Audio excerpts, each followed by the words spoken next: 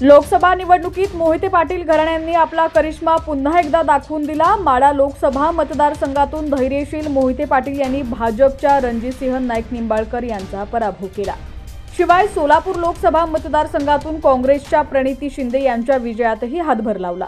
त्यामुळे सोलापूर जिल्ह्यावर आपलं अजूनही वर्चस्व आहे हे मोहिते पाटील यांनी दाखवून दिलंय।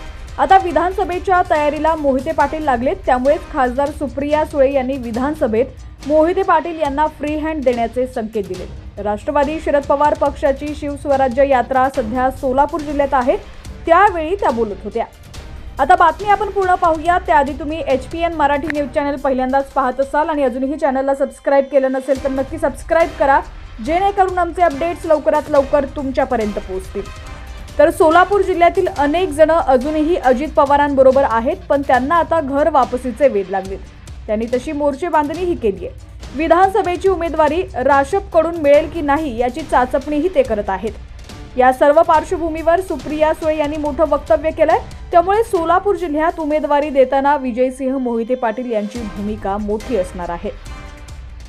जिल्ह्यामध्ये अनेक ठिकाणी विधानसभा निवडणुकीच्या तिकिटाच्या मागण्या झालेत, मात्र सोलापूर जिल्ह्यात विधानसभेची उमेदवारी देण्यासाठी शरद पवार, जयंत पाटील हे विजयसिंह मोहिते पाटील यांचं मार्गदर्शन घेऊनच तिकीट जाहीर करतील, असं खासदार सुप्रिया सुळे यांनी स्पष्ट केलंय। त्यामुळे आगामी विधानसभा निवडणुकीच्या पार्श्वभूमीवर सोलापूर जिल्ह्यात आता मोहिते पाटील पॅटर्न दिसून येईल।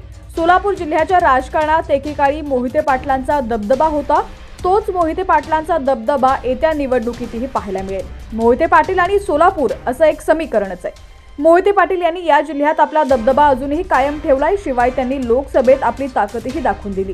त्यामुळे आगामी विधानसभा निवडणुकीत इच्छुकांना मोहिते पाटील यांची मर्जी सांभाळावी लागणार आहे। मोहिते पाटील पाठीशी असतील तर विजय निश्चित असं त्यांना वाटतंय। त्यात आता सर्व अधिकार हे मोहिते पाटील यांना दिले गेले तर त्यांच्या मर्जीतीलच उमेदवार सोलापुरात दिसतील असं देखील मानलं जात आहे।